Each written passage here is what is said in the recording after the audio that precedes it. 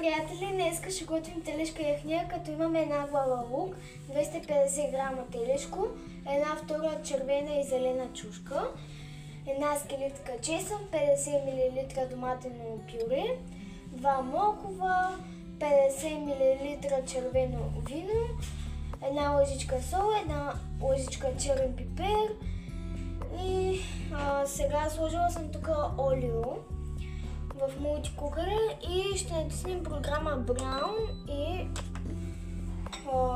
включваме. Изсипваме лука.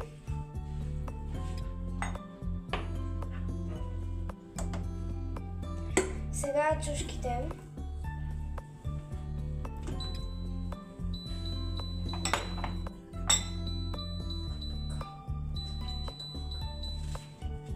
Така, слагаме чесъна.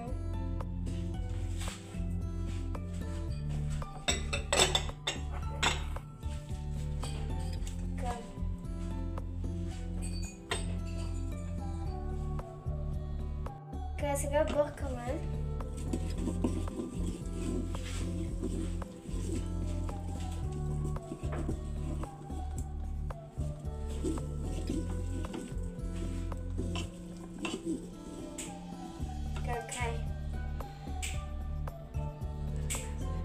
Така, сега като се запължи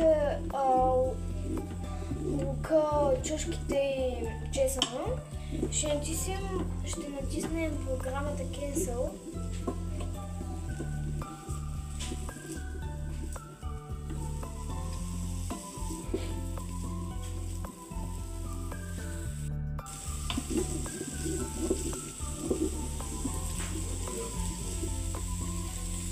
Сега като се запължиха нещата, сега слагаме всичко друго, като слагаме месото, морковчето, слагаме доматито,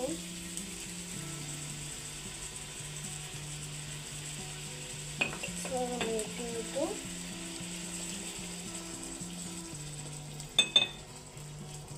черния пипер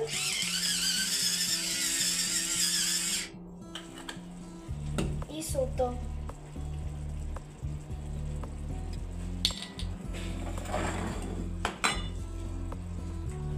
Сега разбъркваме.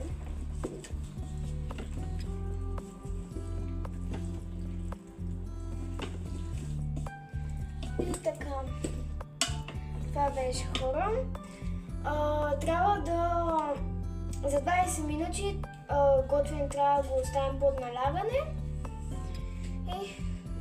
и после ще ви покажа резултата. Виждане!